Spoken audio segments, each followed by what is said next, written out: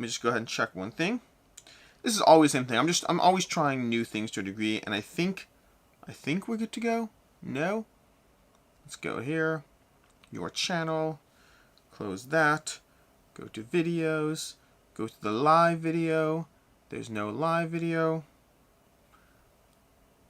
I think there should be a live video, but it's not. There we go. There we go. It's working. Cool. Okay. So, I think we're up and running. Let me know if you can hear me. All those usual things. We have the chat up and running. Okay. Hey, Stacy. Good morning. How's it going? So, I'm going to have this running and going. Hopefully, we should be fine. Good time zone. Meg, what do you mean good time zone? I don't know what that means at all. Either way, let's go ahead and dive into this. This is our live video. It's less fun than last week because last week we had some people around, and they are a little chaotic, but they do make things more entertaining. This week I'm back to myself. I was hoping to do something a bit different, which I then went out and bought some equipment for, but I'm not ready for it yet. I was hoping to this week do a kind of a live should you back it of Moonmakers, going over the Moonmakers campaign while having the live conversation and all of that. Practically speaking, I didn't because apparently I need a specific cable to be able to get my laptop monitor to my computer as another input for streaming. Every day that goes by, I'm figuring out more things as far as streaming, as far as how to best manage and do it, and every single day is another turn. There we go. Every single day is another tool or trick or thing to do as far as doing live content, and I like it. It's nice to explore and learn, and lots of it makes editing even easier as I figure out how to edit directly as I do this with, you know, various things that I can hit and pedals that I can press and all that stuff. We'll figure all that stuff out, but it's one day at a time. Past that, this is live. Professor Meg, good morning, afternoon, evening to all, no matter where you are. Again, still in the time zone, Meg. Not entirely sure what's going on there. I got some fun screenshots last week. I need to send them to you. Stacy, screenshots, of last week's.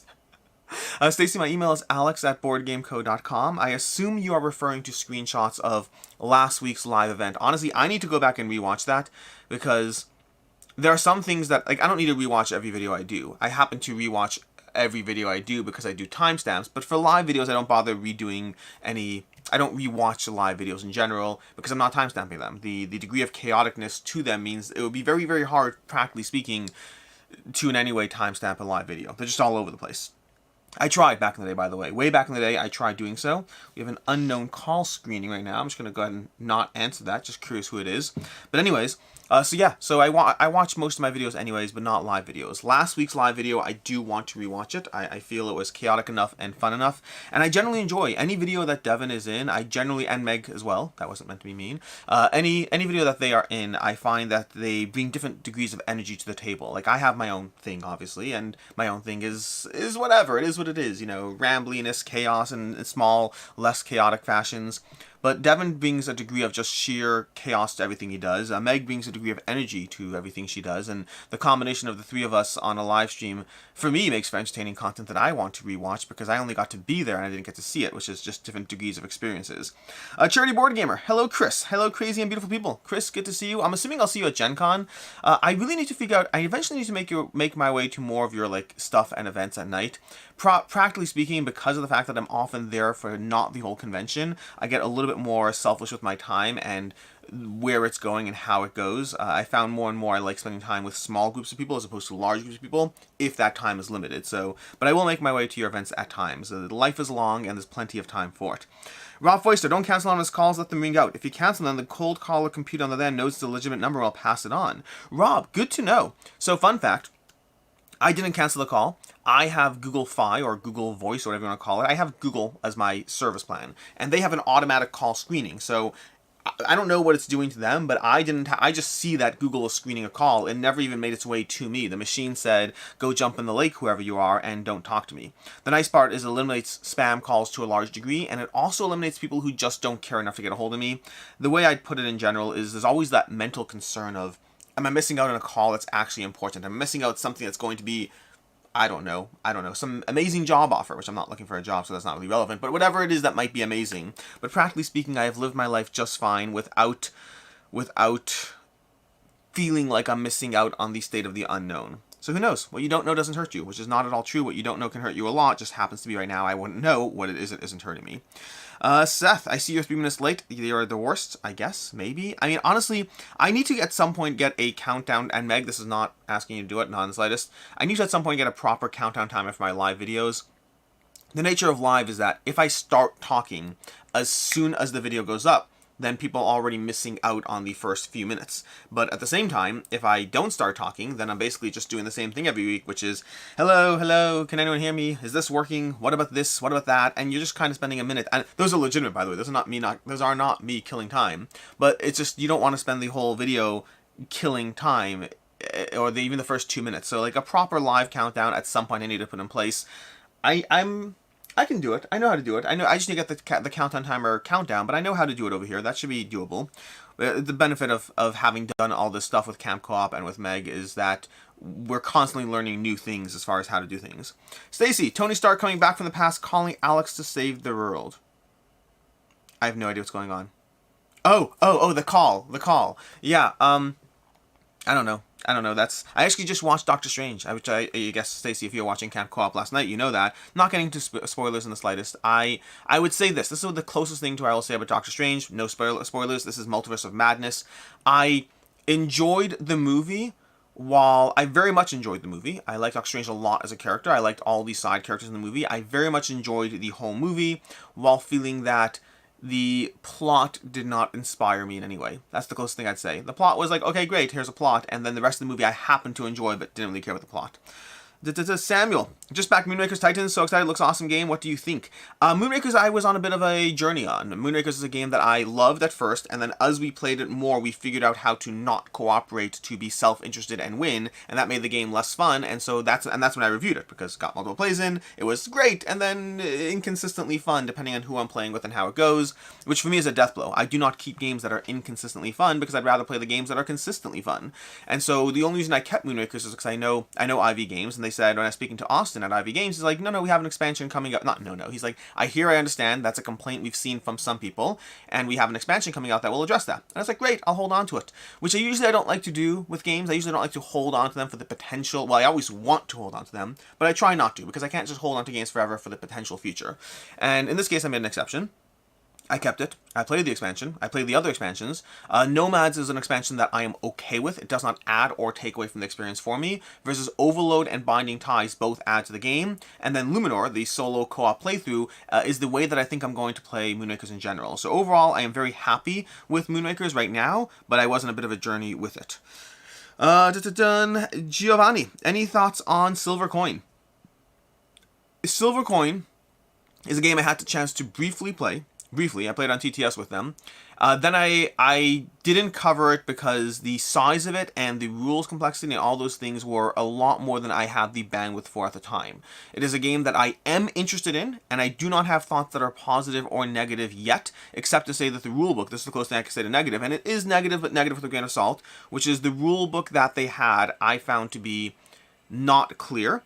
And I have gotten more and more averse to covering prototypes where the rules are not clear. I have found that I have negative experiences if I have to really, really dig into it to try to figure out how to play, and those negative experiences bias me against the game. So when I get to a point where I get your prototype rules, and if I'm like, this is not going to be a good experience for me based on seeing the rules, then I pass on covering the game. So I would say I believe, I can't say anything positive or negative. I can say that my experience seeing it with the developers in TTS is that I believe it might be a good game, but I also can't say that because I haven't really properly played it, and the rules scared me away from covering it properly. So, but again, it's prototype rules. I would not, genuinely, this is me trying to be like directly honest, but also trying to like, it's not a strike against the game. It's just, I just don't know. But I also don't want to tell you I didn't play it or engage with it, because I did play or engage with it, or semi-played. Charity Board Gamer, hello Crazy, we covered, we talked to you already. Zamorian, if you already own Ankh, is it worth to play Kemet at 2 players? I don't know, I've never played Kemet at 2. Fun fact, I was actually supposed to play Kemet at 2 last week, it did not happen though. Rob Foister, don't cancel Thomas calls, we covered that. Professor Meg, I have Google answer my calls all the time, they usually hang up. That's right, Meg. Every single time it's like screening call, and I'm like, they don't care enough. If they don't care enough, I don't care enough. Charity Board Game, I enjoy time with friends more than the cons usually. Thankful for the opportunities to go to them. So I agree with you, Chris. The thing I think where you and I are slightly different is I don't my go-to is small groups of people I like, and my backup is large groups of people I like. And then the last backup is cons. So in terms of priority, just wandering around the con is fun, and I like doing that, I like getting that time in, but I like smaller groups of people that I am already mostly friends with maybe one or two added to expand my circle of people that I know and get to know everyone. I don't mind being at an event with 40 people that 10 of them I'm friends with, but it's not my go-to. My go-to would be 10 people I'm friends with and 2 that I'm getting to know. So it's just a matter of, if I have limited time, trying to structure where that time goes and how it's spent. Nidamir, hello, good morning. We have Hinomena, Josh dropping in to say hi, good morning. Vremor, hello Alex, hello. I'll see you at Gen Con, my friend, hopefully one day in your neighborhood of mine. Yeah, we live close enough that we keep meeting each other at conventions. Professor Meg, LOL Meg, don't do this. Meg does this. That is... Meg, this doesn't have to be anything for the countdown timer, which I assume you're talking about a countdown timer. It doesn't have to be anything fancy like what you made for Gloomhaven. It's literally like I can just go grab any basic countdown timer. Like, YouTube's countdown timer is not bad. I don't need anything quite as fancy. Sebastian, hey Alex, all good, and hi to everyone in chat. Sebastian, everything is great this morning. Thank you for asking. The past few days have been a little stressful, having just gotten back from a week off, which always has the catch up of what are all the videos I need to do and the things I need to do, and this morning's plenty stressful too, don't get me wrong, but I feel like I'm getting back in the groove, getting things done, and it always takes a few days after a vacation to like reset and have things back to caught up. But I had enough videos ahead that I didn't come back to vague whatever. I had a lot of videos in the pipeline, and I'm just gonna get caught up again. So Maureen, are you excited for Dune War of Arrakis? And do you think Kemet is worth playing as a 2 to 3 player game? I don't know if you asked that already, but I do not know about Kemet at 2. Kemet at 3 I enjoy. To me, 4 is my favorite player count for Kemet. As far as am I excited for Dune War of Arrakis, I am as excited as I am for any Command campaign. I need more information, and I generally find that I get more excited about them as I learn more. For right now, it's an IP. One second. For right now, Dune War of Arrakis is an IP that I am okay with. I'm not against or for it. And Command is a company that generally makes games that I like, but not always. So I'm excited, but like ambiently background excited. Sebastian, agree with you on the Doctor Strange movie. Good to know.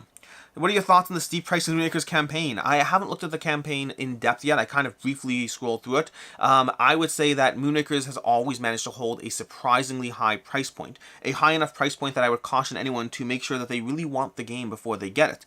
But the secondhand price on the game tends to hold up. IV games tend to create premium games with premium price points, but those price points do hold up. They're not like, hey, here's our premium game, also everyone's going to sell it for half price down the road. People seem to like their games and like the quality, and they definitely do have a pristine feel and everything to them. If you see the components, the way they glitter and shine and all those things, it feels like a premium game.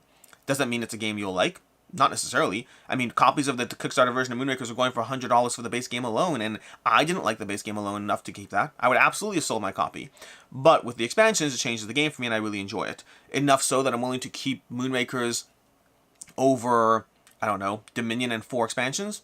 Probably not. I prefer Dominion and 4 expansions, but I tend to not look at my game collection that way. Once I personally decide I like a game, I kind of mentally forget about the price point. Like, it's one of those things that's fascinating, because I always talk about, like, you know, price point, to back or not to back, should you get it, will it hold its value? I talk about those things, and then people on the internet who don't really know my content as well, you'll always see those, like, oh, that BoardGameCo guy, like, he just looks at games as money and he doesn't love the games. I'm like, potentially, but actually I think I'm probably irrational when it comes to games, annoyingly so. I think that I should look at everything as this game's $160 worth of content, and I prefer this $100 worth of content over that, so maybe I should just keep this. That would be more, what's it called? But once I like a game, I kind of like a game.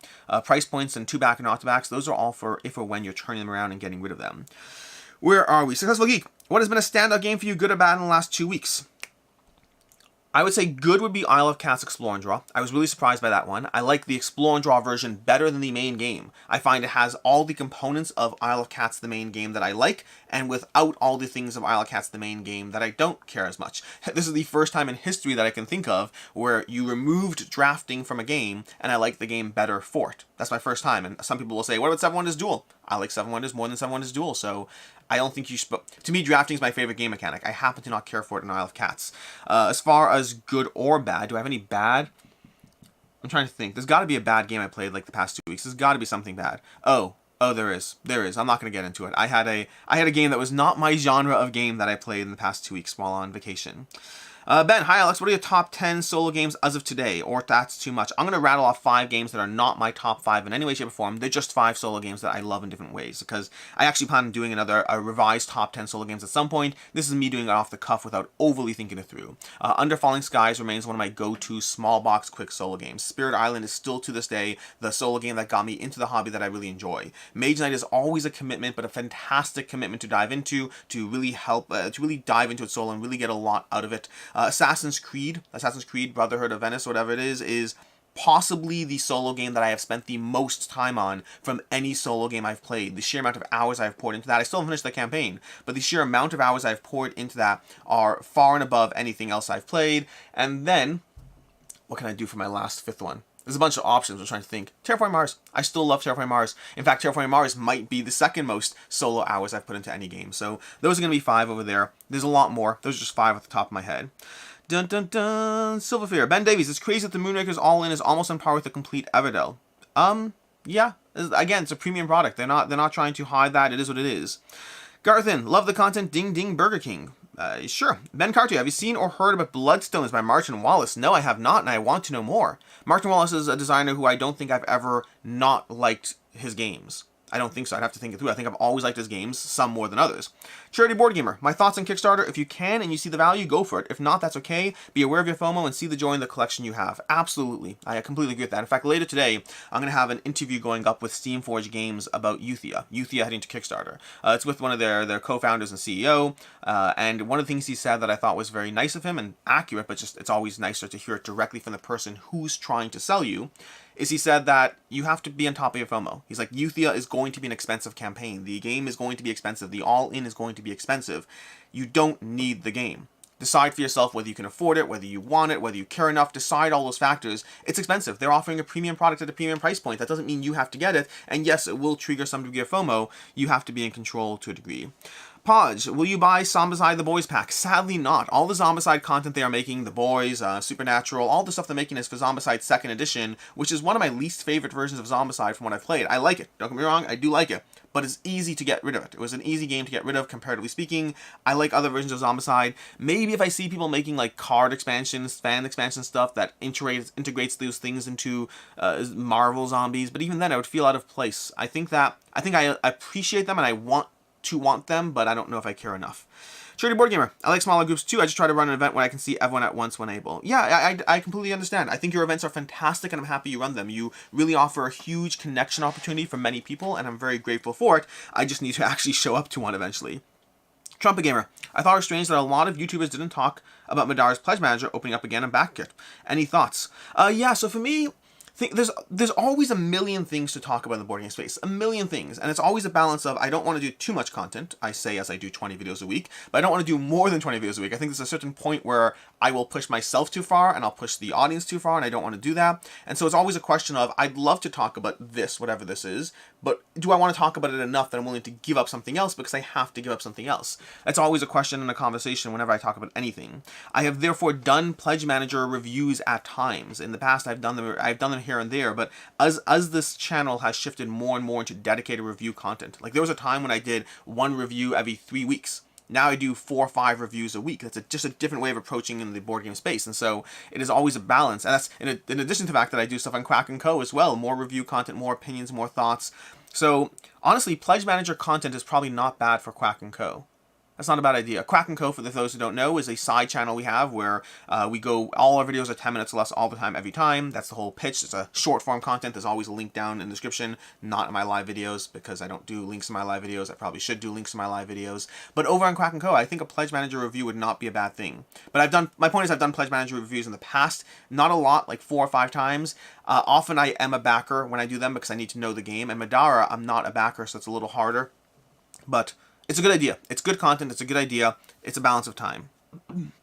Garthin, I love Marvel Legendary, but is it worth the time it takes to set up? I don't love Marvel Legendary, so it's not worth the time it takes to set up for me.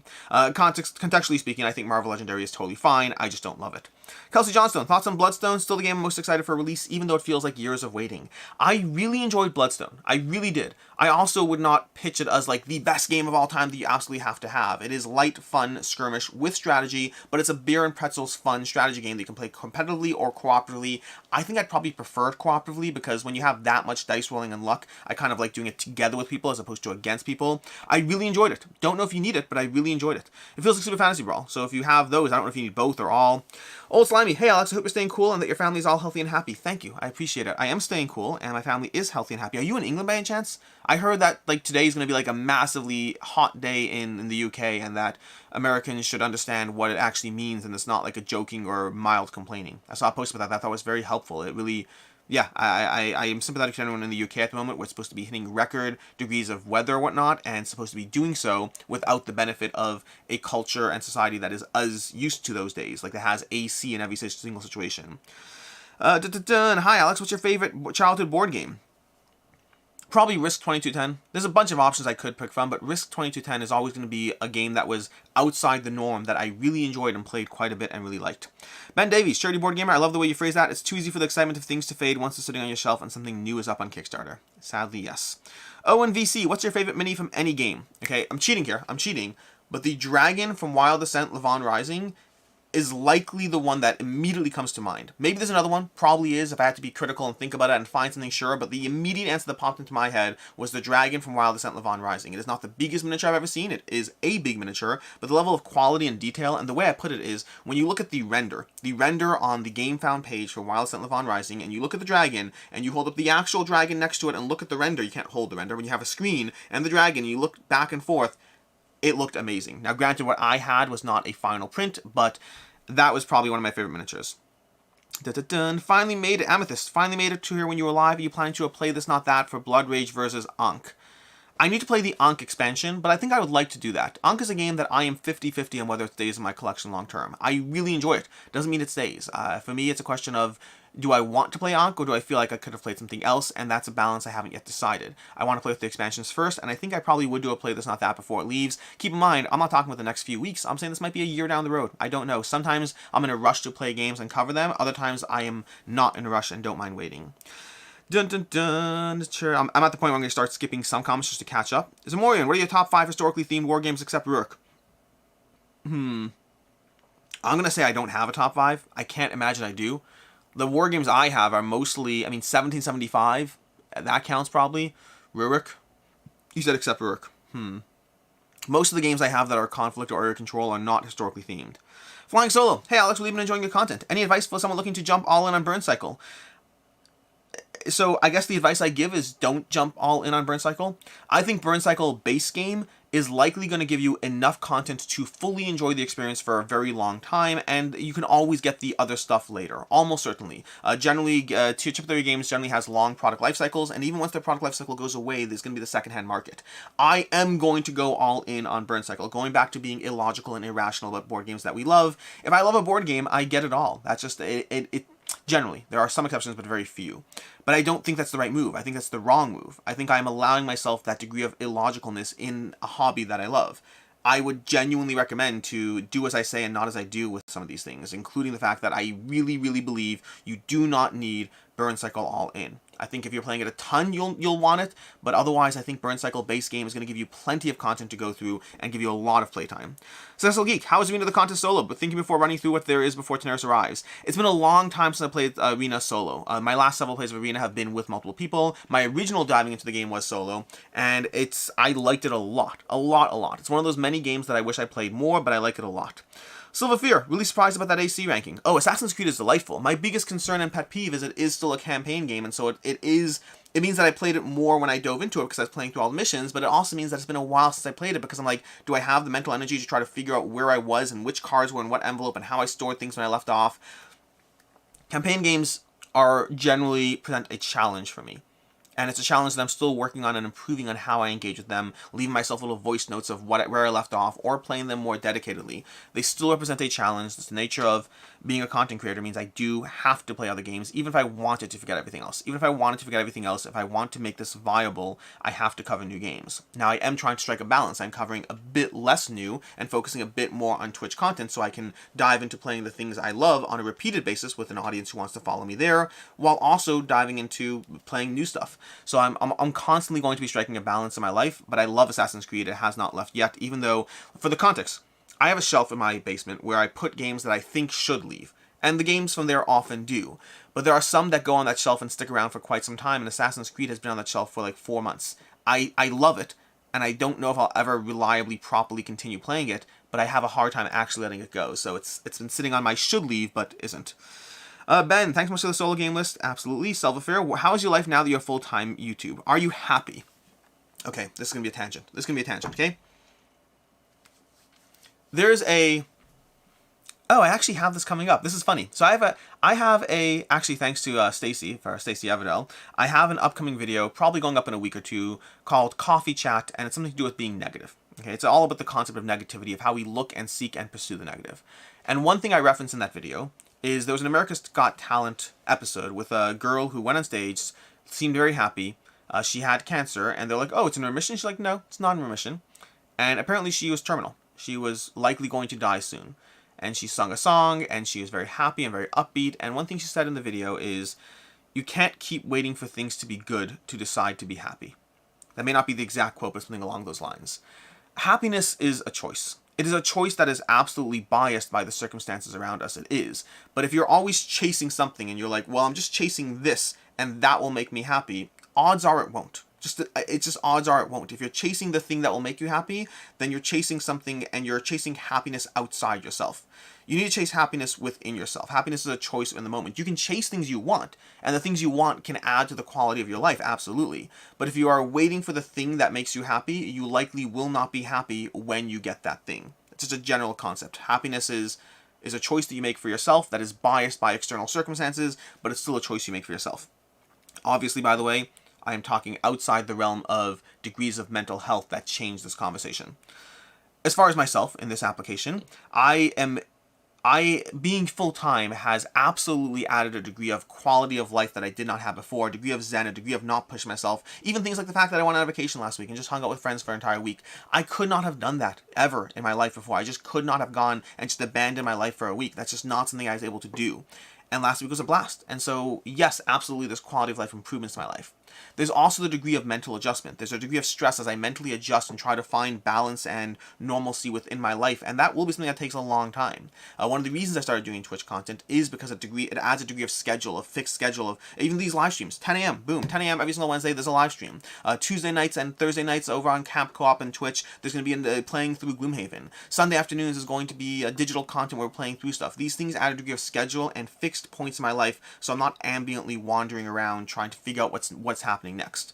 But it is a balance. I would say that the quality of my life is significantly higher having gone full-time, while also recognizing that there are degrees of mental shifts and adjustments that I'm still making that add a degree of stress or adjustment to my life. So overall positive, small degree of negative, and happiness is up to me. Ben, if you were publishing a board game you designed, which publisher would be your first choice? That's a hard question. I'm biased to just say the companies I know and like, but possibly it depends on the game. I think because my instinctive response is Orange Nebula, but it really does depend on the game. Orange Nebula pour a lot into their games, well past the mechanics of the game, and I don't know if that's necessarily the right fit for what I would hypothetically design. It's possible another company would. It's a hard question. I think it depends on the game. Zamorian, would you love to see a play that's not at that of base Terraforming Mars and base Birmingham? I don't have any plans to do that at the moment. I understand the read ask for them, but I don't currently have plans. Charity Board Gamer, gotta get back to work. Enjoy, have fun.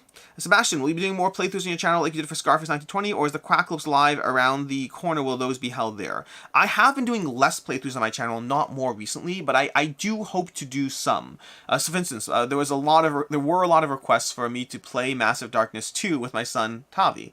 And I might do a playthrough of that. I really want to get another camera. It's one of those things I haven't actually gotten around to. I've been trying to for a while. I really want to get another camera angle set up and have that plugged into my computer so I can have a 3-angle playthrough, all being navigated and managed by my little pedal down below. I should do more playthrough content. I think to a large extent my playthrough content has shifted over to Twitch. We are saving those, by the way. Spoiler, I guess, there likely will be a Camp Co-op YouTube channel. I don't know what that looks like or the plans around it. For right now, at the very least, it's a place to put all the content from Twitch for those who don't want to watch it on Twitch. You will be watching live plays with Twitch engagement. It will just be over on YouTube as well. And then there may be other content there. Meg and I are still talking about the details, figuring things out there, but there likely will be some degree of something. It's going to be slow. Most things are going to be slow. Seth, do you ever record a video intended for Quack & Co., find it goes over 10 minutes, and put it on BGC, and vice versa? No, Seth, and I'll tell you how you know this. Because every single Quack & Co. video starts with, "Hi, my name is Alex Radcliffe from Quack & Co., the channel where everything is 10 minutes or less all the time, every time." And every BoardGameCo video starts with, "Hi, I'm Alex Radcliffe from BoardGameCo," and then goes into whatever I'm going. I have thought of the fact that what if I needed to shift or adjust or all that, but practically speaking, because of the fact that I start each video with saying where the video is, it makes it hard. I have edited Quack & Co. videos down from 10 minutes and 30 seconds to under 10 minutes. That happens infrequently, but sometimes I miscount where the timer is when I started and I thought I had time, and then I'm off, and so I have to find moments to cut out. That's happened 2 or 3 times, but I've never not posted a video from Quack & Co., and I've never swapped channels for them.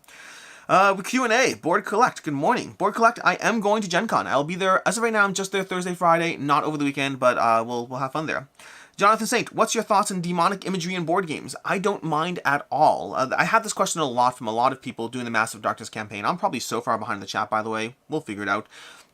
But I had this game named Quack & Co. Okay, sorry, I'm skipping the chat. I had this question a lot doing Massive Darkness 2, doing the Hellscape campaign. I had a lot of people reach out to me as an Orthodox Jew and like, what are my opinions about, taking heaven and hell and putting it into a board game and how much do I mind? And my answer to all those things was, I completely understand anyone who is sensitive to that. I'm not. I'm just not sensitive to that. My vision of heaven, of hell, of angels, of God, those things are not extrapolated down to the cartoon imagery of a board game. They just don't. My ideas of God and heaven and hell and angels and all those things do not get minimized in any way because there's a cartoon version of it that exists. I understand those who are. I do.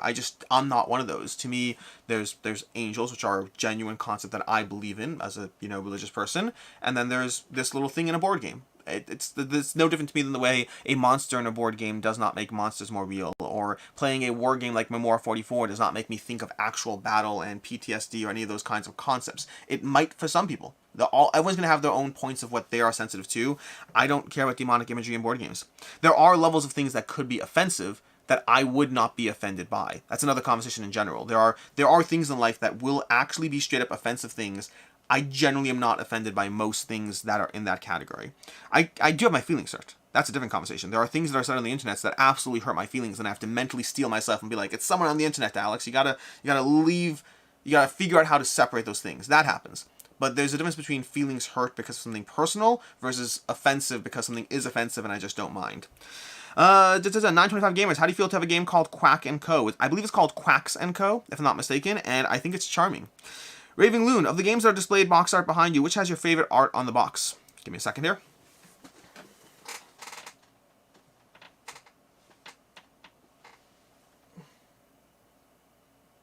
I don't know. I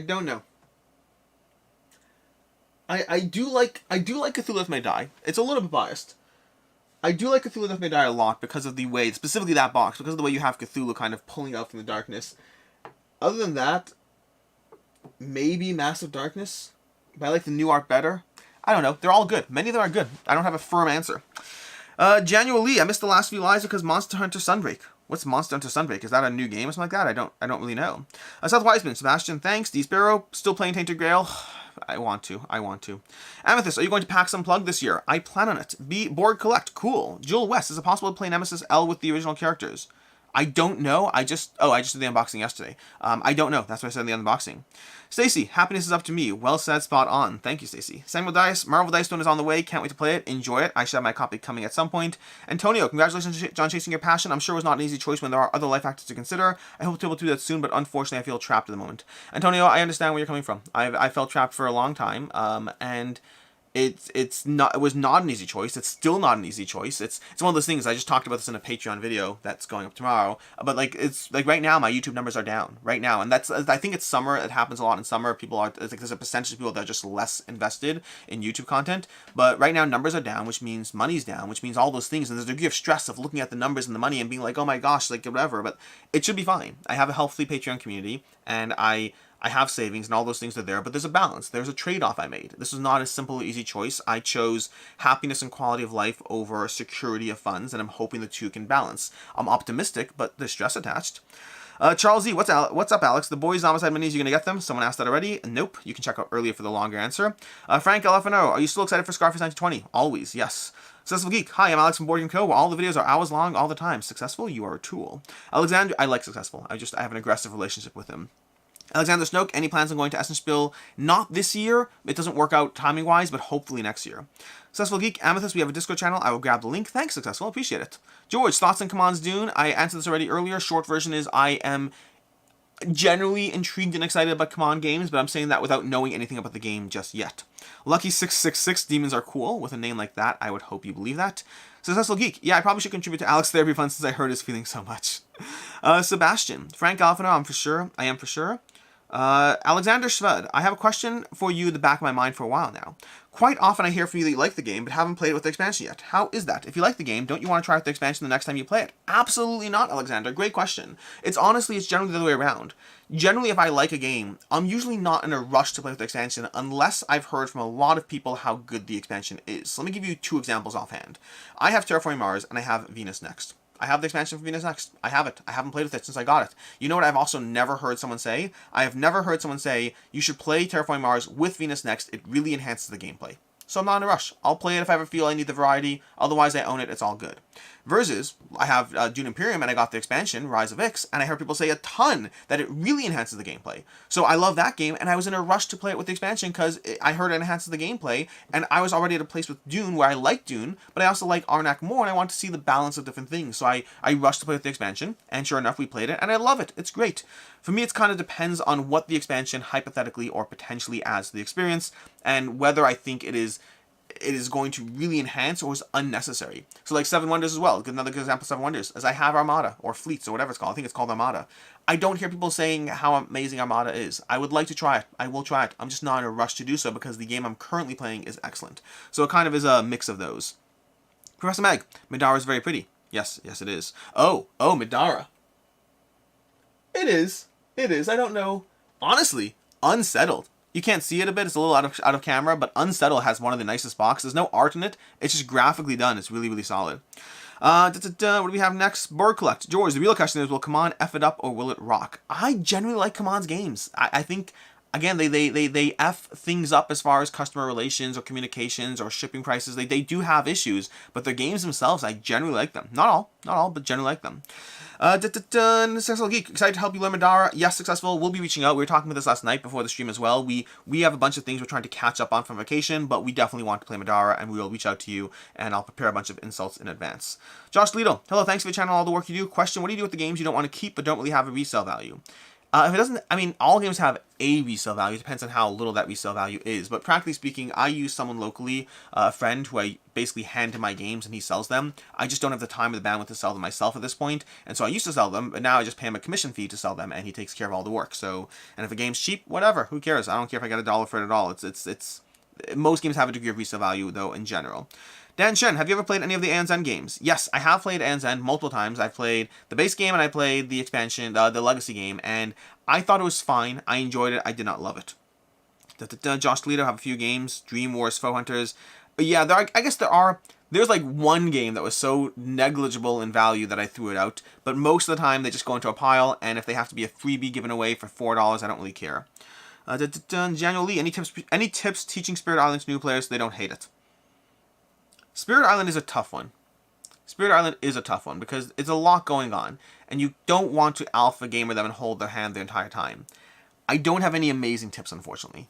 I think you have to teach them the game, you have to let them make mistakes, you have to let them manage their own board, be open for questions. This is general tips, not specifically Spirit Island. Be open for questions, and like what I do, like for instance, I just Meg knows Spirit Island. I didn't teach Meg anything. What am I talking about? Who did I teach Spirit Island to? Oh, that's what I taught. I taught Shira Spirit Island. Okay, because I played Spirit Island twice, like, in the past 2 weeks. Once with Meg on Camp Co-op, and it's like, I didn't teach her. She knows the game better than I do. But then also with Shira, from Cracklope, who has played a long time ago, but not recently. And so I played with her, and a big thing I did is, as the same thing I usually do when I'm playing cooperative games. I'm like, I am here to answer any questions. If you have a question, I will answer it. But if you don't have a question, I'm just going to let you do your own thing, because I want you to be able to experience the actual journey and experience. We have a super chat. Harves, thanks you. Good morning, Harves. How's it going? Off topic, but thoughts on the recent Marvel stuff if you've seen them. Doctor Strange, Miss Marvel, and Thor Love and Thunder. So I can only help you with one of those three, and I talked about it earlier in the stream, but I'll talk about it again. No spoilers for anything, so no one has to click away or any of that. We have Miss Marvel, I hope to start watching soon. Thor Love and Thunder, I hope to watch sometime. I don't know when it's going to happen. And then Doctor Strange Multiverse of Madness, I just watched last night. Today's Wednesday. 2 nights ago, I watched Doctor Strange Multiverse of Madness. And I really enjoyed the movie Doctor Strange Multiverse of Madness, while feeling the plot felt unnecessary. Again, I can't go into the details without doing spoilers, so I'm not going to talk about it more. I'll say the plot I could have done completely without, but once you accept the fact that the movie exists, I enjoyed the movie. I like the characters, supporting and otherwise, a lot. What do we have next over here? Zalbo. Hi Alex, what do you think about the new Quad Heroes campaign? Also, YouTube seems to be down because there are less amazing Kickstarter projects this summer. Do you agree? I don't know necessarily. I think in general numbers have been down across the board. Again, I've seen this last year. It's one of those things where I try to look at year over year more than month over month. It's just the nature of numbers and stuff. But even then, there's gaps and there's shifts. And like last year this time we had, well actually that's not true. Last year was past this. Last year in May, there were a lot of big things that helped the numbers coast for a while. Numbers that really helped, and those things can be a factor. Right now, less so. And so that's just a balance of YouTube. It's just a balance of the algorithm. Hopefully things trend well over time. Time will tell. At the end of the day, time will tell. It is what it is, and I'm not overly worried about it. But then past that, as far as Quad Heroes, I have the Quad Heroes campaign open on my computer to look at it for today for a Crack & Co video I do. Every Wednesday is a Crack & Co video of Kickstarter campaigns that I go over, and so I hope to go over it, but as of right now, I don't know much about the campaign yet, except that it's not yet funded, which has me a little sad because I want it to fund. Telemaco, first time I watched you, I was looking for Monster Hunter World Kickstarter info. I jumped in after watching your opinion. Time passed, mine's cool. Do you still feel good about how it plays? I do feel good about how Monster Hunter World plays, with the understanding and acknowledgement that I prefer Primal. Those two games were directly comparable, and I think I drastically prefer Primal. I think Monster Hunter World is going to be easier to table and play. I think it'll be an easy experience to dive into, one that I will enjoy. Probably go through most of it, if not all of it. I don't know, it depends. I often am more optimistic in my mind about campaign games than the reality, but I like the game. I absolutely do. Am I sitting there saying go spend $300 in it? No, I'm not saying that. I think there are many campaigns to spend money on, and while I like that one, I wouldn't necessarily overly sell it comparable to... I think it'll hold its value. That's not a problem at all. It's Steamforged games, exclusive content. I think it'll be fine. But as far as a game for yourself, I like it. I like it a lot, and I'm happy to play through it. I don't know if it lasts compared to the way the game Primal lasts for me. Speaking of Dune Imperium, have you played with the deluxe kit? It looks so great, but so unnecessary. Ben, I played with the deluxe kit, and not only is it unnecessary, I would rather play without the deluxe kit. That's why I'm with it. I thought the deluxe kit felt complete, and I felt this the first time I saw it, but I was happy to have an opportunity to play with it. It wasn't my copy, because sometimes when you see things, it doesn't really translate as well to real life, and having played with the deluxe kit, I prefer the wooden minis, wooden meeples.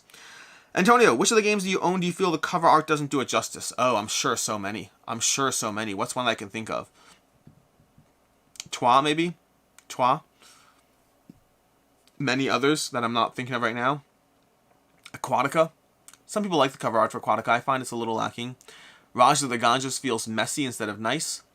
Cubitos. Oh my gosh, Cubitos looks ridiculous as a cover. There's a bunch that the cover art does not do it justice. A bunch. I'd have to think about more. I don't know.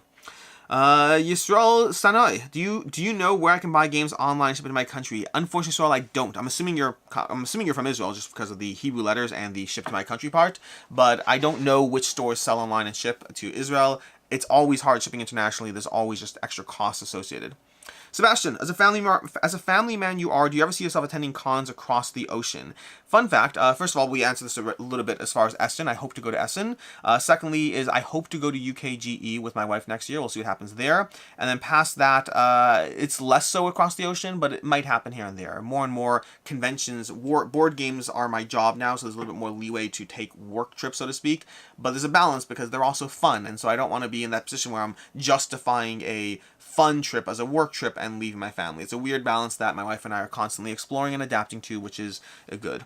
Amazing Spartacus, have you played Ashes Reborn? If not, why? If yes, what did you think? I have definitely not played Ashes Reborn. I had way back in the day Ashes Rise of the Phoenixborn, or whatever it's called, the original version of it. I remember reading the rules and not feeling compelled enough to dive into it. And in general, I would say that when it comes to two-player head-to-head games, I've had worse experiences with them lasting over time. So because I had it, read the rules, and just wasn't compelled from there, I am 100% down to play it if it's ever at a convention, someone wants to teach me the game, whatever it is, but it's not on my personal list to really dive into. Charles, did you get rid of AC Brotherhood game? Not yet. I talked about that earlier this video. Did I? Is this a random question? I talked about it earlier. I still have Assassin's Creed Brotherhood. It's still on my shelf, and I think it's a great game. Sebastian, still have to do a dive into Spirit Island? Yes, you do. Colton, what are your thoughts on Chronicles of Runeterra and its keeping its value afterwards? I think Chronicles of Runeterra has done a great job keeping its value overall. Whether that holds true over time, especially with the increased shipping prices, I don't know as much, but I think it's a fairly safe back, and if that's the question. We have, moving on. How many plays do you have before, Sarkin Durelli, how many plays do you have before reviewing a board game, either you liked it or not? So I've answered this in various places. I'll answer it again here. I never mind the answer of this. The general answer I give is more if I like the game, less if I don't like the game. The number I would guesstimate for a typical board game that I like is usually 3 to 5 plays. Usually. Sometimes it's more, especially if it's a campaign or legacy style game. Those I usually play until I feel things are not changing as quickly. So like, for instance, Assassin's Creed, I got like 8 games in, maybe more even. It might have been like 11 plays. I played Assassin's Creed a lot before I covered that one. Jurassic Park Legacy, Jurassic World Legacy, I think I gave it 7 plays before I played it. I'm trying to remember the different games that are longer, but that's usually the exception. Usually it's not that many, unless it's like a short game. If it's like a short, like quick game, we can play like a game in 10 minutes and I happen to play it for a day and play it 10 times, different story. But generally I would say campaign legacy games like that are usually in the range of 5 to 10 plays. A standard game is usually in the range of 3 to 5 plays, and a game I don't like is usually 2 plays. Almost always 2 plays, and that's a very specific number. Sometimes it's 3. It's only ever 1 if I tell you it's 1. The reason is and then I'll call it a first impressions. Practically speaking, if I don't like a game, I'm less incentivized to keep playing it. And so if I really don't like a game in some way, and like is always a gradient bar, but if I don't enjoy the experience, I don't want to give it that much more time. If I really don't enjoy the experience, I'll play it once, call it a first impressions, and explain that to you. If I played it more than once, I'm comfortable calling it a review at that point and not disclaiming the number of plays. I usually specifically do not disclaim the number of plays in every single video. You might be able to deduce some degree of just inherentness, because I often say I played with X, Y, and Z players, so you might be able to figure out at least some number there. But yeah, if I don't like a game, it's rare that I'm going to give it a third play. A second play is usually to affirm for myself that I feel the way I do, and then a third play is not happening. Seth, Israel, will help if you identify the country, FYI. Yes, Seth, you and I both assume that's Israel. Sebastian, specifically now, Alex says he prefers playing it solo. Which game? Which game do I prefer playing solo now? Ben Cartier, have you ever played Eclipse Second Dawn? I have played the original Eclipse. I have not played Eclipse Second Dawn. G Money, you get to create your own board game and money is no object. What is it?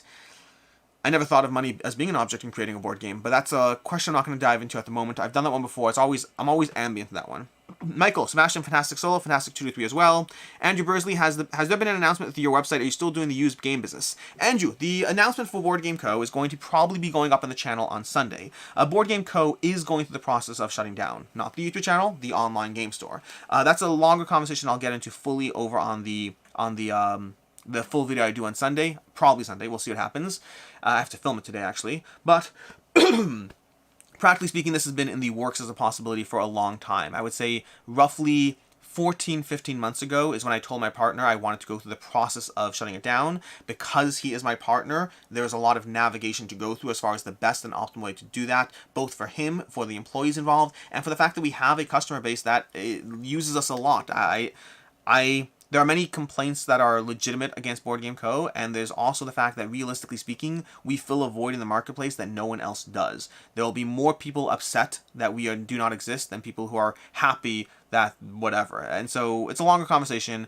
It's been in the works for a while. Unfortunately, our attempts to find an investor to keep it open went through a longer process. Again, I'll cover that in the Sunday video. Did not pan out the way we eventually wanted to, and now it is what it is, and it's time to move on. So it is, unfortunately, the selling part is going to be open for months, like months, unless we sell stuff off. There's a possibility of liquidation to another company. That's a different story. As of right now, it's trades and purchases are down. We're no longer taking in new stock, and we're starting the process of liquidating our current stock. Karate videos and more. Hey, have you played the new board game, The Thing the board game. I have not played either one of those, sorry. Sebastian, Michael Belly, love two-player games, hard to find the game right now. Ukhti, one of the best one versus many games I've ever played was Descent First Recognition. I have never played that one. My favorite one versus many is World of Smog, Rise of Moloch. Glenn DeBlock, hey Alex, any recommendation for one travel-friendly game for two experienced gamers traveling that could potentially stay interested for a whole month? No. There's no game that I can think of that would stay interesting for a whole month. I'm sorry, I just don't have... I'm way too all over the place. Dale Rancourt, your mom's from Toronto, Canada. Why not move here? Dale, because of the fact that a house in Toronto, Canada costs $1.8 million on the low end where I would want to live in any way, shape, and form. So if you have a cool $1.8 million you want to hand me, I am happy to have the conversation. I'm lying to you. I still wouldn't have the conversation. I hate the traffic. I hate the city. I like the people and family that are there. I hate the city is probably extreme. I hate the traffic. I hate the traffic in Toronto. Whenever I visit my family, which is like every 2 months, it gives me... not anxiety, it gives me frustration, the fact that it can take me so long to get like 2 blocks. Like, it's sometimes easier to just walk. I don't love cities, and I don't like the cost of living in general. Not just the price of the houses, but the cost of living in general. I have been trying to convince my family to move away from Toronto for who knows how long, because I'm in Cleveland, where my house cost me not anymore, it's more expensive now, but my house when I bought it was $93,000, and in Toronto it's $1.8 million, so different conversations. Zamorium, if a game wants to save costs and use standees instead of minis, is that an acceptable trade-off for you? I mean, I'll deal with the reality of whatever the game is offering. I will spend more to get the miniatures. I always prefer miniatures over standees, personally. Ryan Clements, I know that you're out of the trading business on your site, but I want to thank you for the many 20-plus trades that have helped me play many games I hadn't before. Would like to thank you at Gen Con. Ryan, I'll be at Gen Con. I would love to see you. It's the end of an era. Like, I feel like that Friends Monica thing of, it's the end of an era. It is the end of an era. I've been doing BoardGameCo since 2014 officially, and since 2013 unofficially, and it is hard to see something that you spent that much time on go away. I would have rather seen it go to somebody else, but all good things come to an end, and so it is what it is. We'll talk about it more in the Sunday video. Stacy, have you ever played Robinson Crusoe? I never heard you talk about it. I have tried to multiple times. I backed the most recent GameFound campaign. I'm hoping it sticks there. Charles Z, sorry Alex, I joined 30 minutes into the stream. Can't believe I asked 2 questions already asked, lol. Yeah, there've been a bunch of repeat questions. I never know when they're referencing or not. Seth, that was tongue-in-cheek, and the second part of my comment, which you didn't read, makes clear. I skip comments so much. Let's see, going through it. Antonio, have you ever played any of the Oniverse series of games? Yes, I was debating. When I was thinking of the 5 solo games I was going to answer, I debated the Oniverse. My favorite is generally Cassian, but I really like Arion and Sylveon quite a bit as well. And then Nadion is my least favorite, and Onirim is a solid one. I generally like that. I have the whole Oniverse. I don't have Urbion. I'm waiting for that to be reprinted with the new type, but I will play it eventually. Have you played Oniverse? Michael Belly, is there a roll and write using the Build a Theme Park theme that you're aware of? Build a theme park in a roll and write. There's building dinosaur parks, I know that. Like, there's multiple games that have dinosaur parks, but a full-on theme park, I'm not aware of one at the moment, so no. The Boberman, 1.8 million Canadian, 1.8 million Canadian is about $50 US. If only that were true. 80s board games. There are a few games in BG contests that have had to build a theme park theme. But, like, I assume they're, like, print and play only, not, like, an actual finalized game, I'm assuming. Jeremiah Altson, is Mission Catastrophe getting a retail release, or will there be another reprint via crowdfunding? I do not know the answer, so no comment. Sebastian, still looking for a great Israeli dish for a game I'm working on? I'm curious what game you're working on.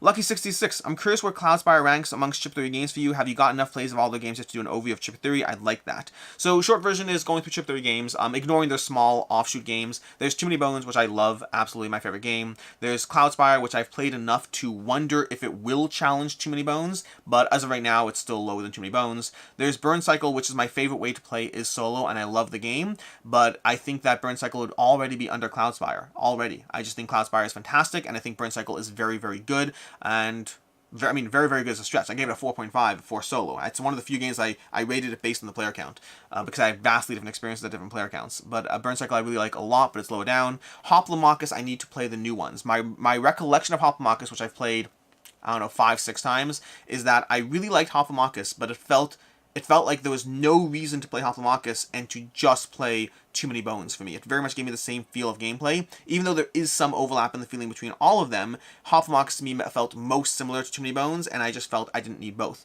But I really liked it. I would put probably Hoplomachus alongside Burn Cycle as far as my enjoyment, but feeling too similar to Too Many Bones, and so I got rid of it from there. But that's overall what I have right now. Any other Chip and Dale games I'm missing? I think those are the main ones right now, right? Successful Geek. Seth Wiseman, you skip comments, but I'm shocked to say that you skipped one of mine. I skip the comments when I'm trying to get to the bottom of the chat, and then we catch up. Speaking of bottom of the chat, Professor Meg, gotta head out. Great to see you back in your team. Catch you cool kids next week. Thanks for hanging in, Professor Meg, and for being the moderator and all that over here. And I'll talk to you whenever. Sir Ken Durley, what are your thoughts on the Spiel des Jahres winners, Cascadia and Living Forest? Cascadia is an excellent pick, because Cascadia is one of my favorite games of all time, and I just think it's so good, so accessible. I think it's such a great choice. And then as far as Living Force, I want to play it more now. Although, Spiel des Jahres is interesting, because I've played some Spiel des Jahres games that I thought were amazing and really great games to dive into, and I've played some Spiel des Jahres games that I was like, I don't see the appeal quite as much. As a general heads up, by the way, it's currently 10:55, and I'm probably not going to be running that much later than usual. Again, usually these are 10 to 11. I probably will not run that late today, because I still have, even though I'm getting back into routine and back to de-stressing, I still have a lot of things that I need to get done, more so than a usual week, because, yeah, just because. Frank Alfano, Rise of Ix for Dune Imperium is amazing. Yes, I think both Rise of Ix and Expedition Leaders for Arnak, both of them enhance the gameplay. But I think the difference to me is Expedition Leaders to me took a game that I was here and put it here. Let's put our lines. Arnak was here and Dune Imperium was here for me. That's where they were for me as far as the games. I like them both a lot, but Arnak was higher than Dune Imperium. Expedition Leaders took Arnak to over here, and Dune Imperium took it to over here.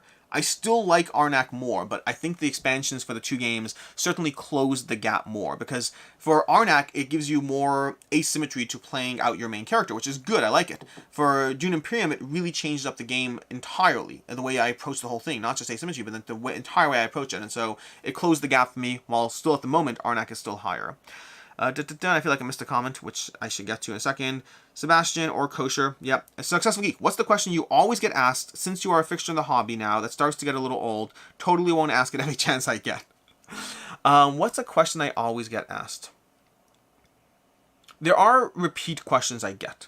I don't know if there's those that always get asked. I think anything to do with demons or angels in board games, anything to do with religious themes, I do tend to get those as likely one of the more prominent religious people in the hobby. I say that knowing full well that Tom Vassell is a very religious person. I think the practical difference is it is very easy.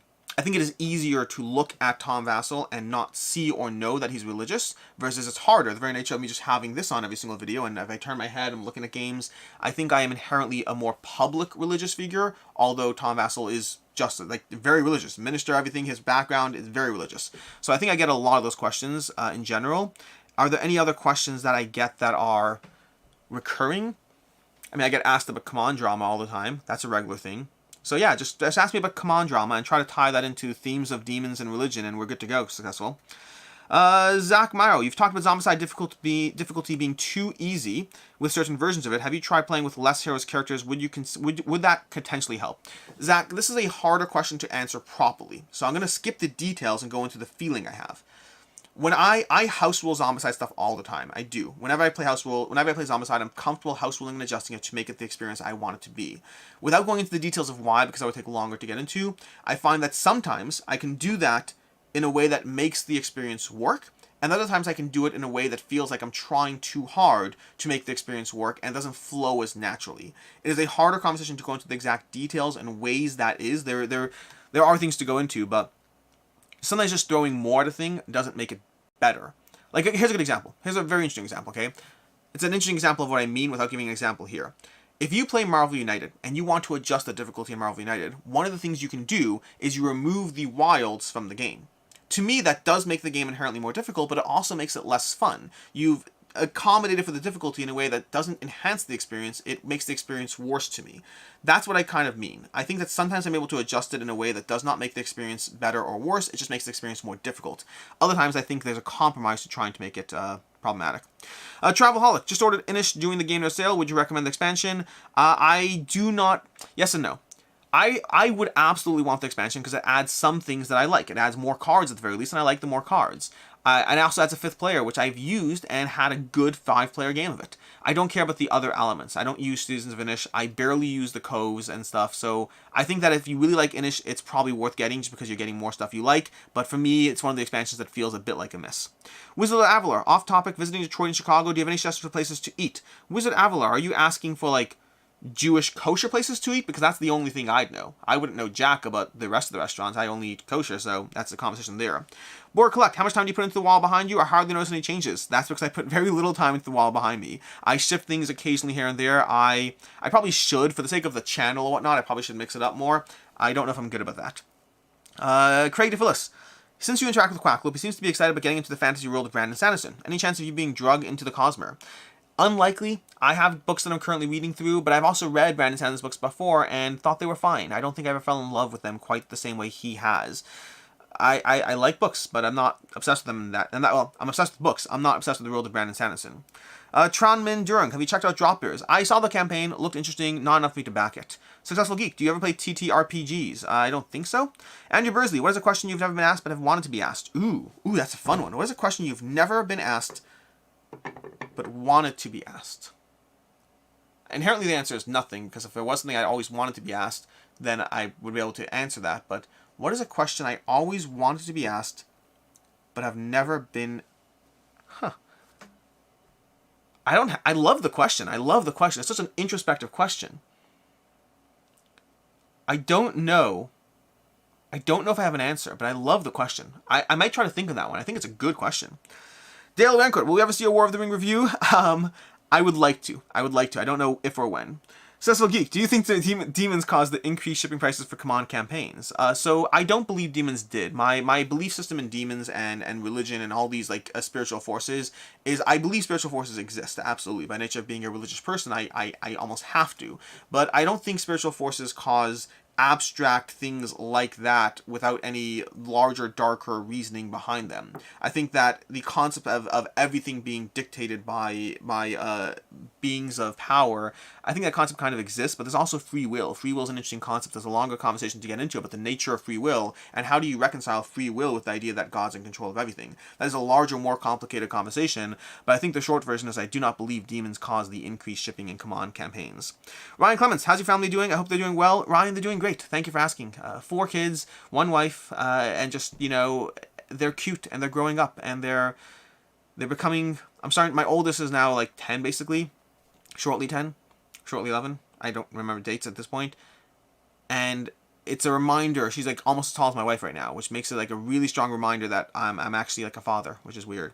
Secondarily, there's a lot USA Canadian YouTube board game channels talk about the Spiel des Jahres, but no one talks about the French prize, and I don't see why. If it makes you feel better, I don't talk about the Spiel des Jahres that much at all, so I'm being at least equally fair. Seth Wiseman, Cecil Geek, more likely Command is using the enhanced shipping fees to fund their efforts to keep the demons at bay. Command are unappreciated heroes. Travelholic, thanks for the response. Matthias Clays, which would you advise over the other? Tidal Blades 1 or 2? I'm going to say 2 just because I like Tidal Blades 2 and I never played Tidal Blades 1, but I've never played Tidal Blades 1, so take that into account.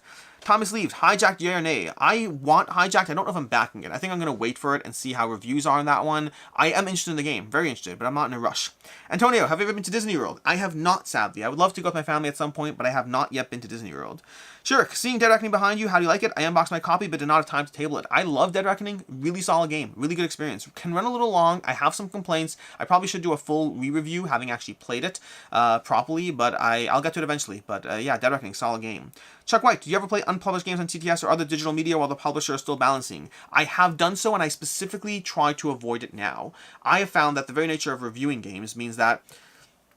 Let me take a step back. When I play an unpublished game that isn't even in the process of being ready for a review, often I'm playing a game that's going through multiple phases of iteration, multiple phases of playthroughs and changes and design adjustments. And that means that if I play a game at 4 different phases of where it is, as an unpublished, as a prototype, as a final game, at 2 phases of the unpublished, the more I play a game that's changing, the more I appreciate the game less, because I'm not interested in being part of the playtesting experience. I like to play games that are good. For context, that might sound unfair, but the reason I don't design my own games, I've written rules for multiple games, and I have never taken the next step with any of them because I don't want to put the work into my own designs to make them good.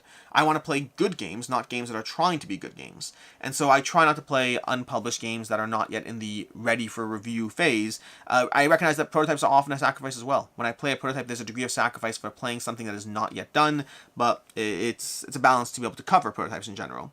Thoughts on Glass Road is a good solo 2 players. I have not played Glass Road solo. I love it at 2 players. It's arguably my favorite player count.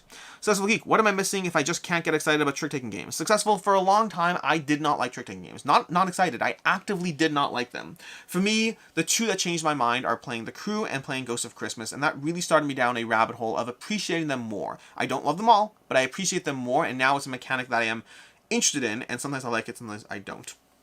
80 board games. How can an indie designer get you to review their published game? It's going to be harder. It's going to be harder. The practical reality is I don't charge for my time. I just don't charge for my time at all. And Stacey, I'm aware it's 11 to 5. People came in with questions. This happens every time. Thank you, though. I appreciate your mindfulness. It's harder for me to review an unpublished game because of the fact that... Sorry, there's a little dust on my table that I'm just wiping out now because I got distracted. Prototype or... Sorry, where were we? How can an indie designer get you to review the published game? Okay, so here's the balance. I don't charge for my time. I don't charge for any reviews, any content, despite people on the internet sometimes thinking I do. I don't charge for anything. I don't. Is there bias? I get free games? Absolutely sure. No problem. But as far as covering indie games, more often than not, an indie game is a game that I would not have tried myself.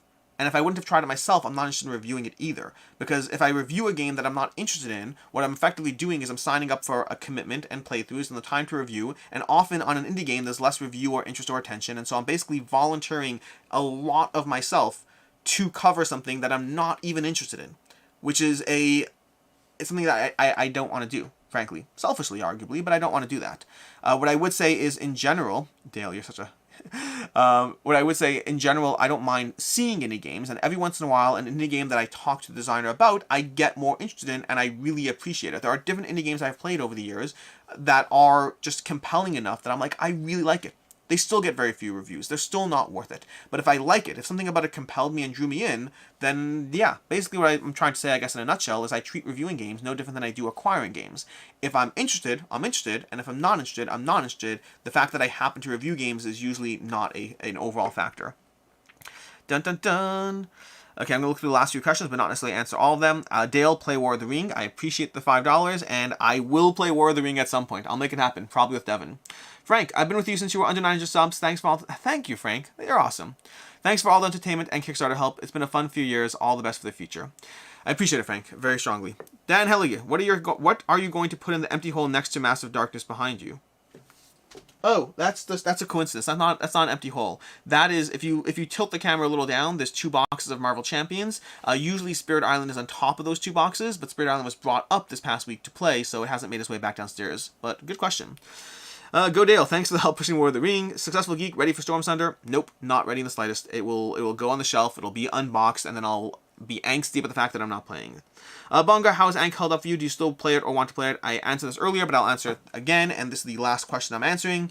I like Ankh, I like it a lot. I still pull it out and play it, but there's always a degree of back of my mind element of I'd rather play Blood Rage, I'd rather play Rurik, I'd rather play Inish. So every time I play Ankh, I enjoy it, and I still keep pulling it out, but it is one that I wonder about. I want to play it with the Pharaoh's expansion. I want to see what that does for it, if it changes it. If it enhances it at all, that's probably enough for it to stay. If it doesn't enhance it, then I think Ankh likely has a limited shelf life. I'm not getting rid of it yet, but I think it's a really good game that likely has a limited shelf life unless the Pharaoh's expansion enhances it for me. And with that, I'm going to go ahead and end the stream. Thank you so much for being here. I appreciate all of you, as always, and thank you, Stacey, for keeping an eye on the time and reminding me that it's 7 minutes past the time that I said I was going to end by. Thank you all. Later today, there'll be a video going up with Steamforged about Euthia, an interview about Euthia and how that process went. And the rest of the week, I still am filming the videos, so hopefully they get actually taken care of. We'll see. Have a good one.